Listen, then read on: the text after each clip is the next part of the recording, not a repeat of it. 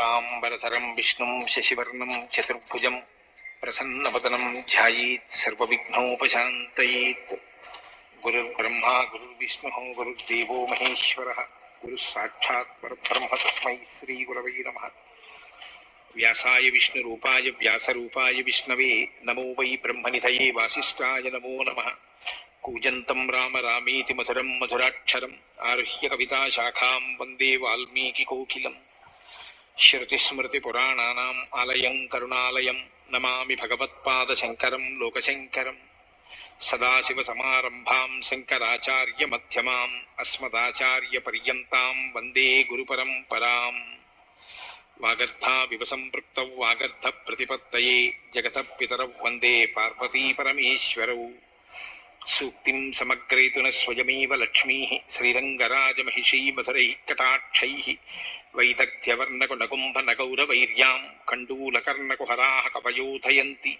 हैमोर्ध्वपुण्ड्रमजहन्मकुटं सुनासं मन्दस्मितं मकरकुण्डलचारुगण्डं बिम्बाधरं बहुलदीर्घकृपाकटाक्षं श्रीवेङ्कटेशमुखमात्मनि सन्निधत्ताम्।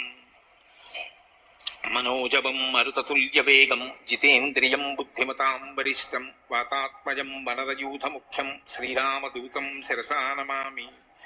जयत्यतिबलो रामो लक्ष्मणश्च महाबलः राजारीति सुग्रीवो राघवेणाभिपालितः दासोऽहं कोसलेन्द्रस्य रामस्याक्लिष्टकर्मणः हनुमान् शत्रुसैन्यानां निहन्ता मारुतात्मजः न रावणसहस्रं मे युद्धे प्रतिफलं भवेत् शिलाभिस्तु प्रहरतः पादपैश्च सहस्रशः अर्दयित्वा पुरीं लङ्काम् अभिवज्य च मैथिलीं समृद्धार्धो गमिष्यामि विशतां सर्वरक्षसां धर्मात्मा सत्यसन्धश्च रामो दशरथिर्यदि पौरुषे च प्रतिद्वन्द्वशरैरं जहिराविणिम् आपदामपहर्तारं दातारं सर्वसम्पदां लोकाभिरामं श्रीरामं भूयो भूयो नमाम्यहम्। शरज्योत्सना शुद्धां शशीतजटाजूटमकुटां वरत्रासत्राणस्फटिकघटिका पुस्तककरां सकृन्नत्वा नत्वा कथमिव सतां सन्निधत्ते मधुक्षीरद्राक्षा मधुरिमधुरीणाः फणितयः। हरिः ओम्। అరణ్యకాండము 13వ సర్గము. అగస్త్య మహర్షి సీతాసాధ్వి యొక్క ఔన్నత్యమును ప్రశంసించుట, శ్రీరాముని కోరికపై ఆ మహాముని పంచవటి వారికి నివాసయోగ్యము అని తెలుపుట, వారు అతడికి బయలుదేరుట. రామ ప్రీతోస్మి భద్రం తే పరితుష్టోస్మి లక్ష్మణ అభివాదయితుం యన్మాం ప్రాప్తౌ స్తః సహ సీతయా. ఓ రామలక్ష్మణులారా, మీకు శుభమగుగాక. మీ ఎడ నేను ప్రసన్నుడనైతిని. నాపై గల ఆదరాభిమానములతో మీరు సీతాదేవితో కూడి ఇతటికి విచ్చేసినందులకు నేను ఎంతయూ సంతసించుచున్నాను. అధ్వశ్రమణే వాం ఖేదో బాధతే ప్రచురశ్రమః వ్యక్తముత్కంఠతే చాపి మైథిలీ జనకాత్మజ ఏషా హి సుకుమారీ చ దుఃఖైశ్చ స విమానిత ప్రాజ్యదోషం వనం ప్రాప్త భర్తృస్నేహ ప్రచోదిత. అడవి బాటలో పలు శ్రమల కోర్చి చాలా దూరము ప్రయాణము చేసినందున మీరు మిక్కిలి అలసి ఇంటిరి. ఆ మార్గాయాసము మిమ్ము మిగుల బాధించుచుండవచ్చును. జనక మహారాజు యొక్క కూతురైన రాజకుమారి అయిన సీతాదేవియు తన అలసట తీర్చుకొనుటకై విశ్రాంతిని కోరుకొనుచున్నట్లు కనబడుచున్నది. సుకుమారియగు ఈ జానకి ఇది వరలో ఖేదమను మాటయే ఎరుగదు. వనవాస జీవితము పెక్కు కష్టములతో కూడియుండునని తెలిసియు భర్తపై గల ప్రేమానురాగముల కారణముగా ఆమె ఇటు వచ్చినది. యథైషా రమతే రామ ఇహ సీతా తథా కురు దుష్కరం కృతవత్యేష వనే త్వామనుగచ్చతి. ఓ రామ, కష్టములతో కూడిన ఈ వనవాసమునకు నిన్ను అనుసరించి వచ్చుట ఈమె చేసిన ఒక సాహస కృత్యము. కావున ఈమె ఎల్లప్పుడూ సంతోషముగా ఉండునట్లు చూడుము. ఏషా హి ప్రకృతి స్త్రీణాం ఆసృష్టే రఘునందన సమస్తమనురంజంతి విషమస్తం త్యజంతి చ శతహృదానాం లోలత్వం శస్త్రానాం తీక్ష్ణతాం తథా గరుడా నిలయో శైఘ్ర్యం అనుగచ్చంతి యోషితః. ఓ రఘువర, భర్త తనకు అనుకూలముగానున్నప్పుడు స్త్రీ ఆయనపై ప్రేమానురాగములను ప్రదర్శించుచుండును. పతి దురవస్థల పాలైనప్పుడు స్త్రీ అతనిని త్యజించుచుండును. సృష్టి ప్రారంభము నుండి ఇది స్త్రీలకు సహజ లక్షణము. స్త్రీలు విద్యుత్తు వలె చంచల చిత్తములు గలవారు, శస్త్రముల వలె తీవ్ర స్వభావములు గలవారు, గరుడుని వలె వాయువు వలె వేగ ధోరణి కలిగి ఉందురు. అనగా ముందు వెనుక ఆలోచింపక తొందరపాటుతో వ్యవహరించుచుందురు. ఇయం తు భవతో భార్య దోషైరేతైర్వివర్జిత శ్లాఘ్యా చ వ్యపదేశ్యా చ యథాదేవి హెరుంధతి. కానీ నీ భార్యయగు సీతాదేవిలో మాత్రము ఈ దోషములెవ్వియును మచ్చునకైనను కానరావు. ఈ జానకి అరుంధతి వలె పరమ సాధ్వి, అందువలన ఈమె కడు పూజ్యురాలు. అలంకృతోయం దేశశ్చ యత్ర సౌమిత్రినా సహ వైదేహ్యా చానయా రామ వత్స్యసి త్వమరిందమా. శత్రు కుశలుడైన ఓ రామ, నీవు నీ భార్యయగు వైదేహితో తమ్ముడగు లక్ష్మణునితో కూడి ఇచ్చటికి వచ్చుట వలన ఈ ఆశ్రమము పునీతమైనది, మిగుల శోభితమైనది. నీవు అడుగిన ప్రదేశములన్నీను పవిత్రములగుచుండును, ధన్యత చెందుచుండును. నీ పాదస్పర్శ మహిమలు అట్టివి, కనుక నీవు ఇచ్చటనే నివసింపుము. ఏవముక్తస్స మునినా రాఘవః సంయతాంజలిః ఉవాచ ప్రసృతం వాక్యం ఋషిం దీప్తమివానలం. అగస్త్య మహర్షి ఇట్లు పలికిన పిమ్మట శ్రీరాముడు అంజలి ఘటించిన వాడై అగ్ని తేజస్సుతో భాసిల్లుచున్న ఆ మునితో వినమ్రముగా ఇట్లు నుడివెను. ధన్యోస్మ్యనుగృహీతోస్మి యస్య మే మునిపుంగవః గుణైః సభ్రాతృభార్యస్య వరదః పరితుష్యతి. కిం తు వ్యాధిస మే దేశం సోదకం బహుకాననం యత్రాశ్రమ పదం కృత్వా వసేయం నిరతః సుఖం. ఓ మునీశ్వర, మా ముగ్గురి యొక్క నా యొక్క సీతాలక్ష్మణుల యొక్క గుణములకు ఎంతయు తృప్తిపడి వరములను ప్రసాదించి మమ్ము అనుగ్రహించితివి. నేనెంతయు ధన్యుడను. అయితే ఓ మహాత్మా, జల సమృద్ధియు అన్ని విధములుగా అనువగు వనములు గల ప్రదేశమును నాకు తెలుపుడు. అచట ఒక ఆశ్రమమును నిర్మించుకొని ప్రశాంతముగా హాయిగా నివసింతుము. తతో బ్రవీన్ మునిశ్రేష్ఠః శ్రుత్వా రామస్య తద్వచః ధ్యాత్వా ముహూర్తం ధర్మాత్మా ధీరో ధీరతరం వచః. శ్రీరాముడు పలికిన వినమ్ర వచనములు వినిన అనంతరము ప్రతిభాశాలియు ధర్మాత్ముడును అయిన అగస్త్య మహాముని మున్ముందు రఘువరుడు నిర్వహింపవలసిన కార్యములకు అనుకూలమైన ప్రదేశమును గూర్చి క్షణకాలము ధ్యానమగ్నుడై ఆలోచించి నిశ్చయ బుద్ధితో ఇట్లనెను. ఇతో ద్వియోజనే తాత బహుమూల ఫలోదకః దేశో బహుమృగః శ్రీమాన్ పంచవట్యభివిసృతః. నాయనా రామ, ఇచటికి 2 యోజనముల దూరమున పంచవటి అను ఒక ప్రసిద్ధ ప్రదేశము గలదు. అచట ఫలమూలములకును జలములకును కొదువలేదు. అది అన్ని విధములుగా మీ వనవాసమునకు అనువైన ప్రదేశము.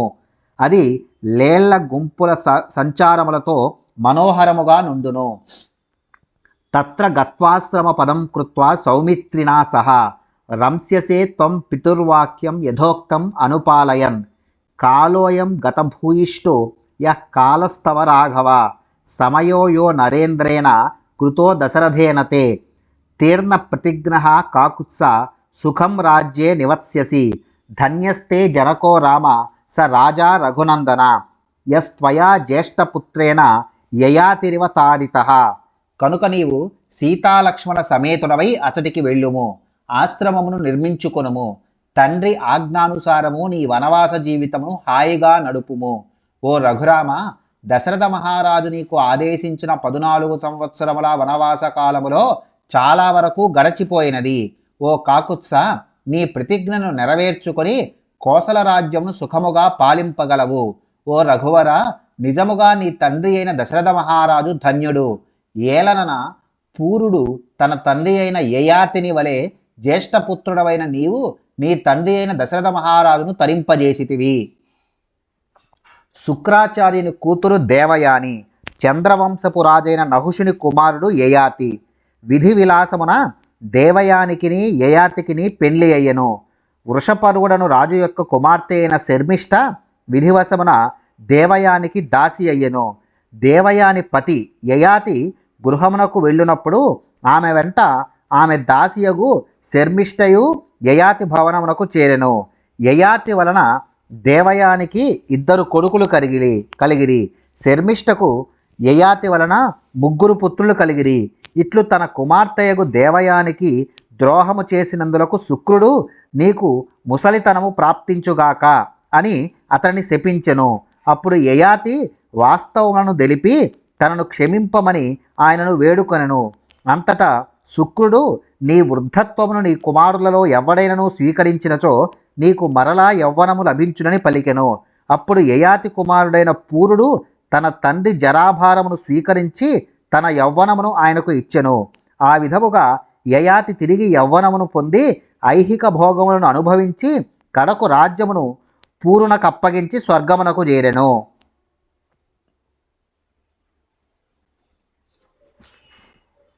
విదితో హ్యేష వృత్తాంతో మమ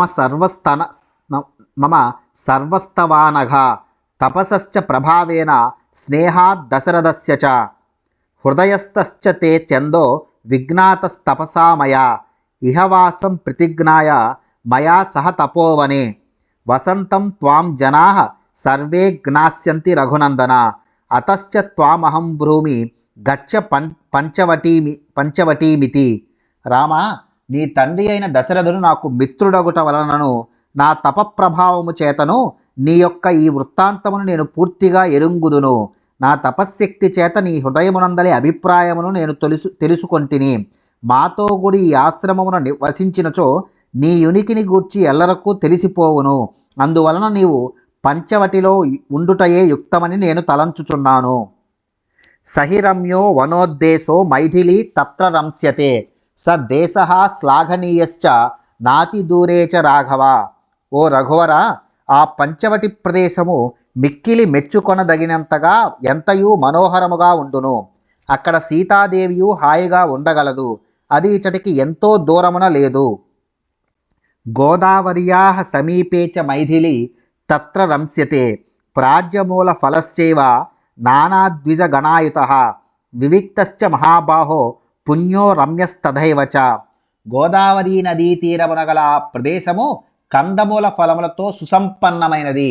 అది వివిధములగు పక్షులకు ఆలవాలము. పవిత్రమైన ఆ పంచవటి జనసంచారము లేక ప్రశాంతముగా నుండును. మనోగ్రమైన ఆ ప్రదేశము సీతాదేవి విహరించుటకు మిగుల అనువైనది. భవానపి సదారశ్చ సక్తశ్చ పరిరక్షణే అపిచాత్ర వసన్ రామ తాపసాన్ పాలయిష్యసి. ఓ రామ, సకల ప్రాణులను సంరక్షించుటలో సమర్థుడవైన నీవు సీతాలక్ష్మణ సహితుడవై పంచవటి యందు నివసించుచు తాపసులను బాగుగా కాపాడుచుండగలవు. ఏతదా లక్ష్యతే వీర మధుకానాం మహద్వనం ఉత్తరేణాస్య గంతవ్యం న్యగ్రోధమభిగచ్చత తతస్థలముపారుహ్య పర్వతస్యా విదూరతః ఖ్యాతః పంచవటీత్యేవ నిత్యపుష్పితకాననః. ఓ మహావీర, అదుగో అచట దట్టమైన ఒక ఇప్ప చెట్ల వనము కనబడుచున్నది. అచ్చటి నుండి ఉత్తర దిశగా మర్రి చెట్టునకు అభిముఖముగా వెళ్ళినచో ఒక పర్వతము వచ్చును. దానికి సమీపమునందే పంచవటి అను సుప్రసిద్ధ ప్రదేశము గలదు. ఆ వనము ఎల్లవేళల యందును పుష్ప శోభలతో విలసిల్లుచుండును. అగస్త్యే నైవ ముక్తస్తు రామః సౌమిత్రిణా సహ సత్కృతా మంత్రయామాస తం ఋషిం సత్యవాదినం. శ్రీరాముడు అగస్త్యముని సూచనలను గమనించిన పిదప లక్ష్మణ సహితుడై సత్యవచనుడైన ఆ మహర్షిని సత్కరించి తమ ప్రయాణమునకు అనుమతిని కోరెను. తౌతు తేనాభ్యనుజ్ఞాతౌ కృతపాదాభివందనౌ తదాశ్రమాత్ పంచవటీం జగ్మతుః సహసీతయా. ఆ మహాముని అనుమతించిన పిమ్మట సీతారామ లక్ష్మణులు అగస్త్య మహర్షికి పాదాభివందనమునర్చి ఆ ఆశ్రమము నుండి పంచవటికి బయలుదేరిరి. గృహీత చాపౌతు నరాధిపాత్మజౌ విషక్తతూనౌ సమరేష్వకాతరౌ యదోపదిష్టేన పదా మహర్షిణ ప్రజగ్మతుః పంచవటీం సమాహితౌ.